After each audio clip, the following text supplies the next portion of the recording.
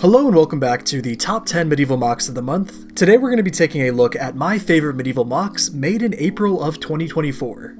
So I had way more people send me submissions this month, which was really cool to see, but that also means that I can't showcase every single person's MOC. On screen are some honorable mentions, but if you don't see your submission here, it just means that I couldn't find it when recording this video. But I have seen everyone's who sent me one, so thank you again for submitting your MOCs.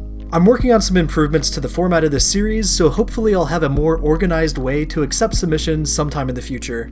Until then, if you'd like to enter to be in next month's video, you can send me a DM on Instagram or tag me in a post of your MOC.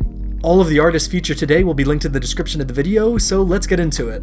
Starting off our list at number 10 is the Dragon Knight's Town by Wolfpack, which is a fantastic username by the way. They've created a lovely little medieval town scene in a vignette style. It looks to be a 16x16 stud MOC, and it packs in a ton of detail even with its small footprint. Some of my favorite parts of this MOC are the whitewashed walls that use the backside of a masonry brick for texture. Not a technique that you see that often. I also love the close-up shots that they got of the man cutting wood and the forestman sat playing a song. Up above are the Wolfpack that look to be possibly planning a heist, maybe?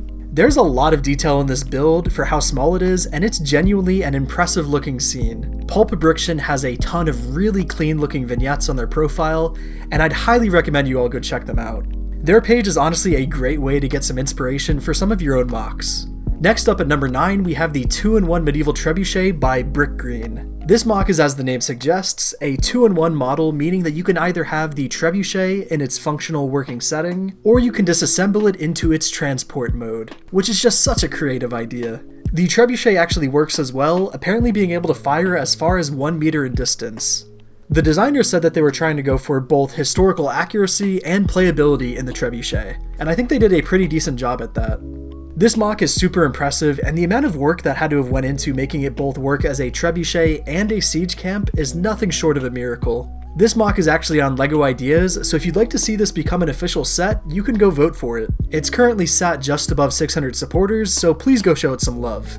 Next up at number 8, we have these medieval houses by Vacuum Cleaner. I was actually really impressed with this build, and I remember seeing his progress posts on the LEGO Castle Discord a couple of months ago, and the final product ended up looking really nice. I especially love this medium nougat and dark tan building. The color scheme looks super nice, and the depth achieved in it just looks wonderful. I just love the texture in the walls, and the colors all work really great together. My only complaint is that I'm not a huge fan of this roof. I like the idea of what he was going for. I've tried to use those dark orange tiles myself and couldn't find a way for them to work for a roof. There's definitely a way to do it, but I just haven't seen anyone do it quite right yet. A lot of the times when you see a nicely detailed house, people end up not decorating the interiors, which I think is just kind of a shame. Here's the interior of the white building, which looks fantastic. The small kitchen looks really nice, and the table design is pretty unique looking. Now, I don't know if they've done an interior for the Nougat building, but even so, I think this MOC just turned out great, and you can find Vacuum Cleaner on their new Instagram page or on the LEGO Castle Discord, where they've posted a lot more about this MOC. I'll leave links to both if you're interested. And next up at number 7, we have the Crow's Nest by Zcerberus. I've showcased quite a few of his MOCs at this point, but that's for good reason. They all just look way too good not to. This one is very menacing looking. I think it's probably a mix of the height, but also the tops of these towers. They have a sharp look to them and are almost reminiscent of a flanged mace. The cold color scheme is also probably playing into this. The details of the front door and just above it look great, and even though the tower is mostly made up of just 2 colors, it still manages to look strong. The terrain around the build also looks great and creates a mound of snow for the tower to be nestled in. This is another amazing MOC from Zcerberus, and I'd highly recommend you all go check out his page both on Instagram and Flickr. Next up at number 6, we have the Vampire Room by Mefiu. Done in a vignette style, Mefiu has created a gorgeous looking scene that, while not strictly medieval, looks close enough for me to include it in this list. The rich floor pattern is masterfully done with dark red and brown pieces, and the back wall is greebled to perfection with a lot of different techniques that I personally like to use on my own MOCs. Like the headlight bricks and the ingot pieces, both of these techniques work so well for wall decoration.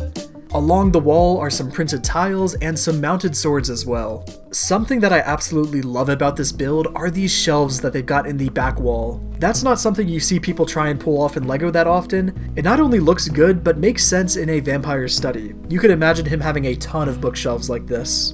And the last detail that I'd like to point out is this small table in front of the fireplace, and it just looks terrific, with the hot dog piece used as the legs of the table. Mefiu has so many beautiful MOCs on their page, like this cottage that they made a couple of months ago.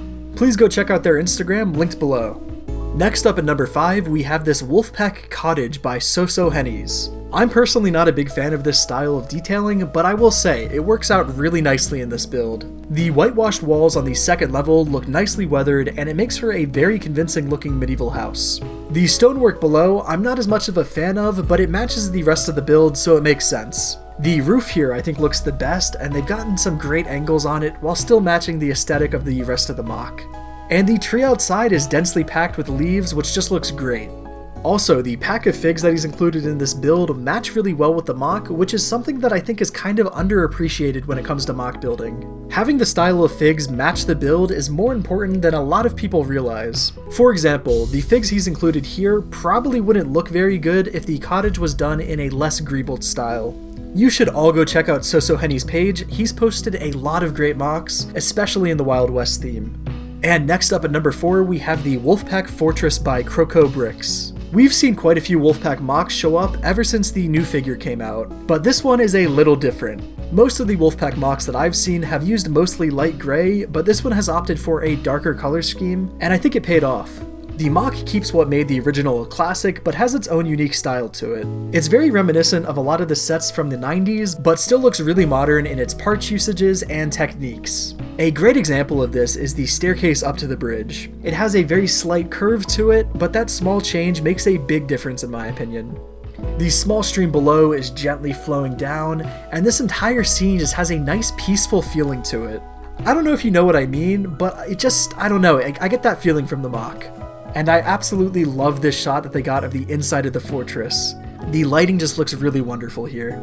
Please go check out Krokobricks on Instagram. He's got some great stuff on there, including a series of beautiful Wild West MOCs that I personally love to see. And next up at number 3, we have a bit of a silly one, the Medieval Car Wash by Ardentfour. This MOC is just too much fun. I love the hand crank here on the car wash, and all of the parts usages for the soapy foam on the knight are just perfect. It's such a creative and well-executed idea, I knew I had to include it in this list. Ardentfour mostly posts a lot of military stuff on their Instagram, so if you're interested in that, go give him a follow. But he's posted this MOC on the LEGO Castle Discord, so again, if you'd like to see it there, you can find it in the description below. And in second place, we have the Night Lord's Castle by Andrew. This castle stands out with over 30,000 pieces going into it, and it shows. The scale of this build is just plain staggering to see from the outside, but I am personally interested in the interiors he's made. There's just room after room of gorgeous looking interiors, with my favorite probably being this dining hall, with Basil the Batlord sat in his throne of skulls. That is such a cool idea. Another one of my favorite rooms is this dungeon/torturer's room with so many clever details. Please go check out his post on Reddit and look through all of these pictures yourself. There's just too much to go over in this video alone, and I promise you it's worth checking out. And finally at number 1, we have the Falcon March by Ivan. I had a really hard time trying to decide which would go in first, but the overall look of this scene just won me over. You get a nicely detailed castle ruin that these guys have been camping in, and below there's a convoy of black falcons transporting what looks like to be some gold. Ambush scenes like this one are just so much fun, and I think the composition of this MOC was done extremely well. There's not a single angle of this build that looks unfinished, and it looks like it could be a part of a much larger scene, which is something that you generally want to see out of vignette builds like this one. Ivan has sent me this one over Discord, so I don't have anything to shout out here, other than his awesome Black Falcon Army post on the LEGO Castle Discord. His post has got some really clever ideas for medieval figs, and I recommend you go check it out. And that concludes the top 10 medieval MOCs of April 2024. If you'd like to enter to be in the next video, please send me a DM on Instagram or tag me in a post of your MOC. And again, all artists featured today will be linked in the description below. Thanks for watching.